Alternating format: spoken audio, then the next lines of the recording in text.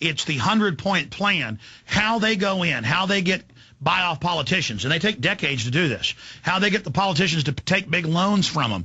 Then when they don't pay those loans back and they tell them not to, then they lose their credit rating. Then the loans go up even bigger. And take Nigeria, $1 billion loan, 50+ billion paid back. They still own another 50 billion on 1 billion. So they pay 100 billion plus bucks and never pay back the 1 billion. Yeah, but they're giving me 10 million. They sent me an email saying that a doctor died and I get 10 million from Nigeria. I got the same email. They're giving it back one citizen at a time. Let me just tell you something, guys.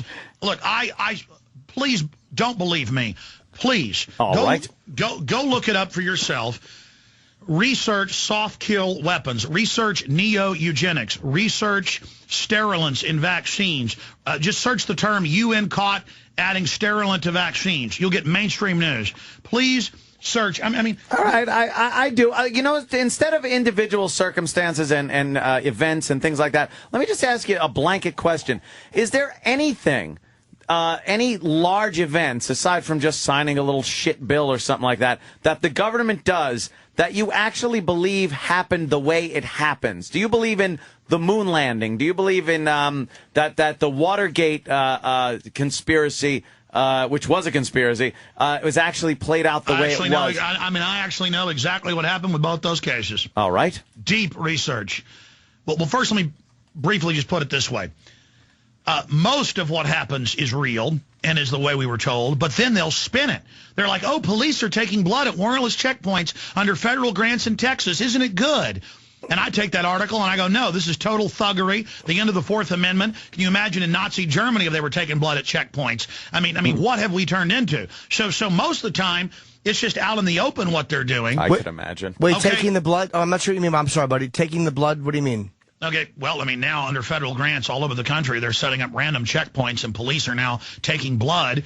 And I found out about this 6 years ago and got the government documents by searching. Anything you can imagine the government's doing. Where are they taking? I've never heard of it. I'm not saying you're wrong. I've never heard of it. Where do they take blood? Well, let me tell you. Not only was I telling people about them taking blood at warrantless checkpoints before it was news, because I got reports of it, now it's mainstream news in Texas, New York, California. Wait, like there'd be a Dewey checkpoint type of checkpoint? You pull up at a checkpoint. Right. And they got an RV, and the cops take your blood. I have never heard of that. Never heard of that. Let me expand on that. 15 years ago, a nurse in San Antonio at a Pentagon database who works for University of Texas sent me secret documents saying that all babies since 1972 in a worldwide program under the UN have their blood taken, and it's stored in the U.S. and Pentagon and university databases for bioweapons.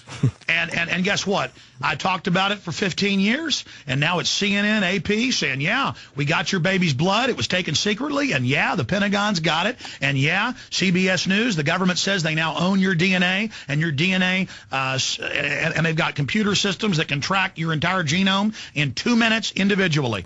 But briefly. So why aren't they using that? Like they're going through all this stuff to take blood from criminals. Like, you know, for rape cases and DNA stuff where and in times actually frees people. That's the public operation. They're getting you used to it now being harvested like in England at a traffic stop. We haven't gotten to that phase yet except for the, quote, DWI blood points, but that's actually 4 databases. They've been covertly doing it. Okay, Australia 6 years ago went into an earlier phase than us. And they went ahead and announced, guess what? We took everybody's blood at birth, part of a UN program, and now we're going to use it to solve old murders. So what group decided to do this? Is what I mean. Like, was Australia's doing it? The U.S. No one has heard. No one in my experience has heard of that. We have a global government. So they all get together, and none of them have the blabbermouth syndrome. None of them they're all these perfect working humans who don't make mistakes. They don't make judgment errors. The nurse gave me this 15 years ago, and I covered it and got death threats over it. And why not just kill you? Why give you death threats? I mean, it doesn't make sense. Why would they Because if they killed me, it makes me a martyr, and it underlines and highlights and puts an exclamation point behind what I said. But they made JFK a martyr. Apparently, if they did JFK a martyr, Malcolm X they made a martyr because he actually had power and was threatening him. Well, so are you if you're giving out, Alex, honestly, I am getting to if you're giving out real information. Let me tell you about the moon landing, and what was the other one? Yeah, I want to hear about the moon landing. Me too. Yeah. But it was moon landing, and what was the other one? Watergate. Okay. Moon landing. I actually have done deep research on this, and because I've been researching this stuff for 20 years, on air for 15, And I went out, and I would never give people my opinion until about the last 2 years. And that's because a lot of these guys are old and have heart trouble. And Raymond Teague, who on record was part of the frontline Apollo missions and also assigned to RCA and ran the moon cameras and the Skylab cameras. Raymond Teague, engineer. He's a electrical engineer. Before that, he was in Air Force intelligence. And he's had like 8 heart attacks. He's got a whole bunch of stents. And he came to my office, and I've been friends with him for years. He's one of my dad's patients, dental patients. And he said, look, I may die anytime. He's still alive. This is actually 2 years ago. But he said, I almost died last week. And he said, I'm going to go ahead and tell you. And then by the time I got him on air, he wouldn't say it all. But I've said it all for my safety. And he was shaking. When these guys break national security parameters, they start shaking. And it's just amazing. But, Alex, why on your show? Not to disrespect you, but why, I want to know. Why on your show? Go. Now, Raymond Teague, and you can see him in photos. In fact, I showed this on my TV show / radio show. You can just Google Alex Jones, Raymond Teague.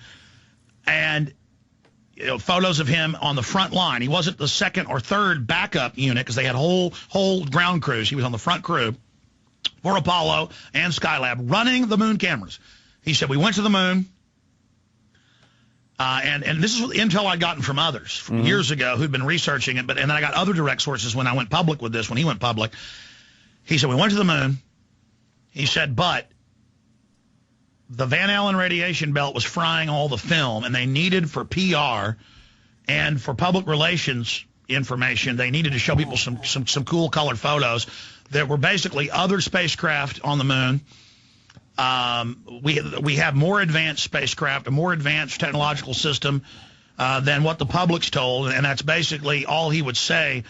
And he said, look, we were on the moon. I was running the RCA cameras, and there's a lot more going on that you don't know about. And he said it's all highly compartmentalized.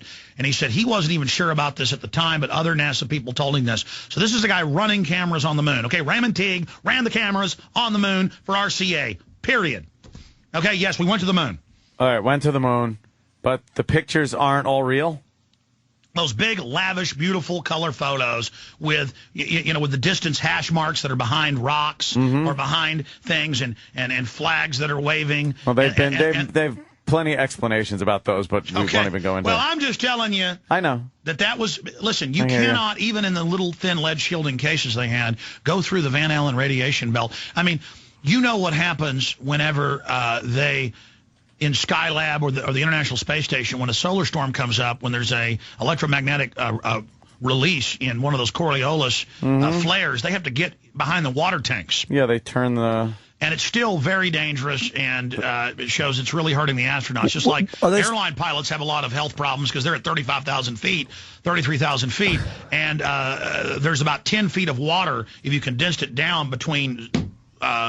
ground level, sea level, and 30,000 feet. And so much of the shielding that is there from the water that's in the atmosphere isn't there at 30,000 feet and above. And so it's also frying the airline pilots. How are Buzz Aldrin, Michael Collins, and Neil Armstrong still alive then if it was a very bad dose of radiation?